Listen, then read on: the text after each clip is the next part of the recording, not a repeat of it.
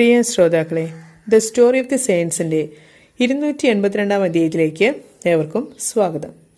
വിശുദ്ധ സിപ്രിയന് ശേഷം ഈ ആഴ്ച വിശുദ്ധ റോബർട്ട് ബെല്ലാർമിനെ കുറിച്ചാണ്. അസീസിയയിലെ പൊവറെല്ലയുടെ ഓർമ്മ തിരുനാൾ ദിനമായ ഒക്ടോബർ 4 ഈ വിശുദ്ധൻ ജനിച്ചത്. ഇക്കാരണത്താൽ തന്നെ ഇദ്ദേഹം വിശുദ്ധ പൊവറെല്ലയോട് ഒരു പ്രത്യേക ഭക്തി എന്നും പുലർത്തിയിരുന്നു. 1560 Robert Bellarmine society of Jesus എന്ന സഭയിൽ ചേർന്നത്. ഈ സഭാ വിഭാഗത്തിലെ മഹാന്മാരിൽ ഒരാളായും പാണ്ഡിത്യത്തിലും ഭക്തിയിലും എളിമയിലും ലാളിത്യത്തിലും പ്രഗത്ഭനായിട്ടുമായിട്ട് ഇദ്ദേഹം കണക്കാക്കപ്പെട്ടിരിക്കുന്നത്. ഇദ്ദേഹത്തിന്റെ നീണ്ട ജീവിതകാലത്തെ വിവിധ പ്രവർത്തനങ്ങളും നേട്ടങ്ങളും ഒരൊറ്റ വാചകത്തിൽ ചുരുക്കി പറയാൻ സാധിക്കുകയില്ല.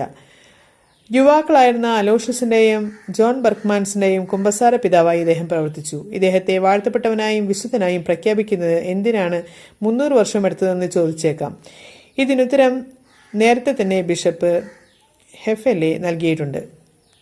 വിശുദ്ധനാക്കപ്പെട്ടില്ലെങ്കിലും കത്തോലിക്കരുടെ അത്യുന്നത ബഹുമാനത്തിന് ബെല്ലാർമിൻ അർഹനായിട്ടുണ്ട്. ഇദ്ദേഹത്തെ കളങ്കപ്പെടുത്തുവാൻ ശ്രമിച്ചവർ ഒരു സ്മാരക സ്തംഭം പണിതുയർത്തി സ്വയം അപഹാസ്യമായി തീരുകയാണുണ്ടായത്. 1923 ഇദ്ദേഹം വാഴ്ത്തപ്പെട്ടവനാക്കപ്പെട്ടു. 1930 വിശുദ്ധനായി പ്രഖ്യാപിക്കപ്പെടുകയും ചെയ്തു. 1931 സെപ്റ്റംബർ 17 പോപ്പ് പിയൂസ് 11 ഇദ്ദേഹത്തിന് ഡോക്ടർ ഓഫ് ദ ചർച്ച് എന്ന ബഹുമതി നൽകി. ഇനി നമുക്ക് ഇന്നത്തെ ചിന്താവിഷയം എന്താണെന്ന് ശ്രദ്ധിക്കാം.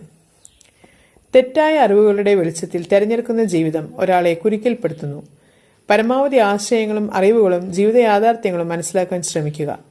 അറിവ് നിങ്ങളെ സംസ്കാര സമ്പന്നരും വിവേകശാലികളും സ്വഭാവശുദ്ധിയുള്ളവരുമാക്കി മാറ്റുന്നു. നിങ്ങളുടെ വിജയത്തിന്റെ സുഗമമായ സാക്ഷാത്കാരത്തിന് സർവഗുണസമ്പന്നരും സമഗ്രവുമായ അറിവ് ആർജിക്കേണ്ടതുണ്ട്. ഏവർക്കും നന്ദി.